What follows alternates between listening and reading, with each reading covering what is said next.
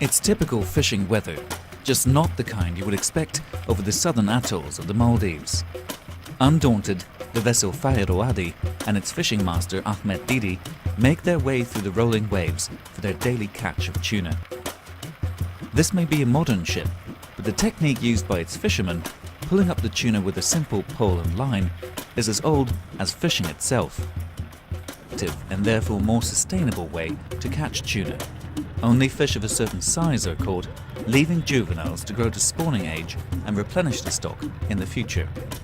Small bait fish are thrown over the side of the boat to lure the tuna to the water surface.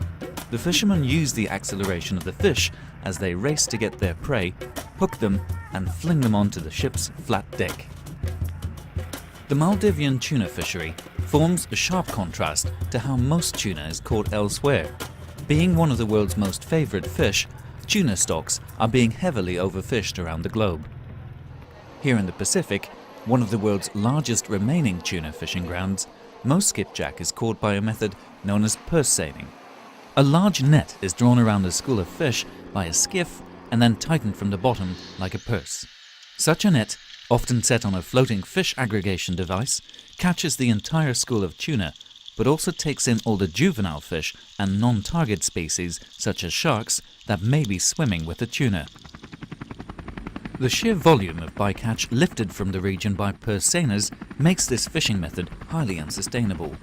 Moreover, these industrial vessels, some of them operating illegally, come to fish Pacific waters from half a world away. By contrast, the Maldivian pole and line boats are owned by cooperatives of local fishermen who all fairly share the profits of their daily catch. Unlike most Pacific nations, the Maldives are letting its own fleet fish its waters to keep the tuna revenue within the country. Velivaru, in the North Atolls, is home to one of the country's own tuna canneries. It's a modern fish processing plant operating to the strictest regulations of health and safety. Both fishing and fish processing of Maldivian tuna could come under pressure in the future.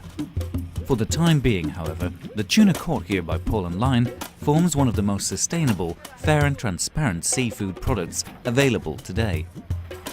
But these fishermen can only stay afloat if both retailers and consumers make the choices that support them and their ancient way of fishing.